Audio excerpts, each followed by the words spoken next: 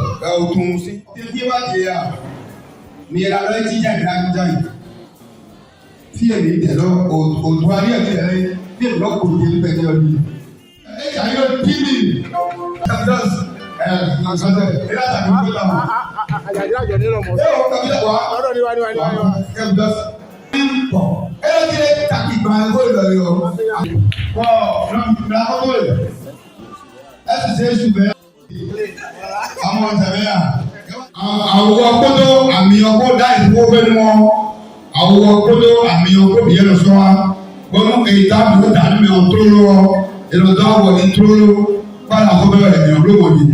À moi, tu es au Yamio, Bokowa, tu en fiera, tu en Epo, à Woko, le Dufo, Yeto, famille.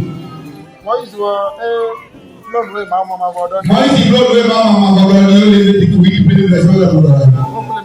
Bon, moi, si tu peux le faire là, il est, et l'autre, il faut qu'il ait un peu Tiens, et donc c'est pour le rendre de la collier. Non, mais je ne sais pas bien. Tiens, et c'est pas et ceci qui là. Beaucoup de Rio. Si on dit l'eau qui est là, l'eau babel. Tiens, et avant de donner le coton, tiens, à début. Donc c'est à mon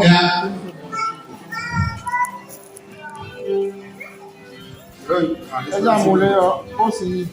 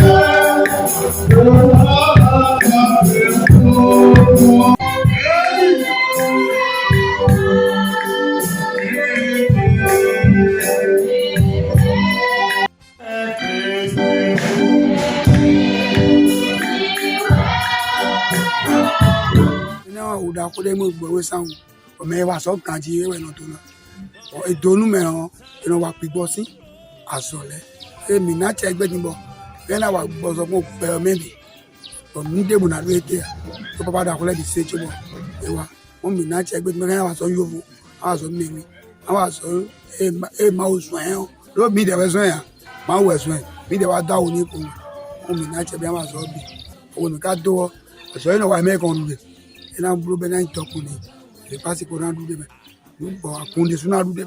C'est également une grande fierté pour l'Église du christianisme céleste de la région des collines et sous-région de Savalo entendre le représentant du Vénérable suprême évangéliste Alexis Tchokmonkwe, chargé de la paroisse Nouvelle-Jérusalem de Mokpa, qui fut un ancien fidèle de la paroisse Saint-Raphaël du Vénérable suprême évangéliste Richard Bayoni-Hon, précurseur de cette religion à Mokpa. Ratieni fofoche noviche vuntondi jirombo eso tomiton Mokpa sosu ehome do echlero gigo mauton ederofi bo minale do beni sisi jaha le gointo Nouvelle-Jérusalem ton alesti chokmokoyo e lo mi henwe bon mi lo kudo la force d'affaire de ton meyo et la tieni mais koko edo fi yo aloklo e wero yon du khada ton alexis chokmokoyo yo aloklo lo dun khapa ba oni hu bon Jérôme Huntondi lo so eyon aloklo lo du kha alexis chokmokoyo e home bon agun si sen we o longtemps lo mon pato home filo savalu kaka gonda sa ipada home on mais dedans alexis chokmokoyo sin ko ya no suda ho alo so eyin no gbigbo we melo savalu sin ko la me awe de home on awda ho e bo ye we no le o e do awe ne on e khle do je pe he on e da wa ye we zogbon agun biji lo laze ma o sin ko do aga nte ma o so aso egbon no hun kuda so we mi na do ni bo wiye ka inu agumi ton we e de khle do je pe agun pe vie yo e lu mo pato ko me fidi on no suda ho e deji no suda ho e deji bo dagbe agun ton e hen ra gbon me ni sa lo me lo la wa to mi ton me nyona hen ra gbon alo e ton me gbon yo fo si alo me lo la wa to mi ton mo laze papa ba ni hun le sin ko yaga alexis chokmokoyo sin ko yaga. Ses frères, unis malgré les coups de la vie, partagent la joie de ce moment historique avec l'homme dont les collaborateurs ont surnommé Oletigan tout en bénissant le Seigneur. Biwe et Nombolo. Rien ne pourra me séparer désormais de l'amour de Dieu, car j'ai tout en lui. De la poussière, il m'a retiré, du fumier, il m'a relevé pour me faire asseoir avec les grands. Le bonheur et la grâce m'accompagnent tous les jours de ma vie. Nous sommes une fratrie de 7. Comme vous le voyez, nous sommes totalement unis. Et je crois que chacun, autant que nous sommes, nous nous battons dans notre vie. Nous avons une profession que nous exerçons. Et nous passons par ce canal pour inviter tous ceux-là, dans les familles dans lesquelles il y a des divisions, de tout faire pour s'unir, parce que ce n'est pas un hasard. Si nous sommes dans la même famille, ce n'est pas un hasard. Si nous sommes nés d'un père et d'une mère, ce n'est pas un hasard. C'est pour que nous puissions rester ensemble et, n'est-ce pas, et faire beaucoup de choses ensemble et grandir ensemble. Ce nouveau grade de vénérable supérieur senior évangéliste Woli marque non seulement une reconnaissance de l'engagement et de la foi du gradé, mais aussi le début d'une page de spiritualité au sein de l'Église de l'Esprit Saint où il sera appelé à jouer un rôle encore plus significatif. Selon les témoignages des supérieurs et fidèles de l'Église, avec qui le vénérable supérieur senior évangéliste Woli Mutondi a collaboré, il est un homme respectueux et qui respecte aussi la parole de Dieu à travers ses actes et faits, servant ainsi d'exemple aux nouvelles générations. C'était l'occasion pour artistes et choristes de magnifier l'homme de Dieu par chant, danse et louange, retraçant son passé glorieux.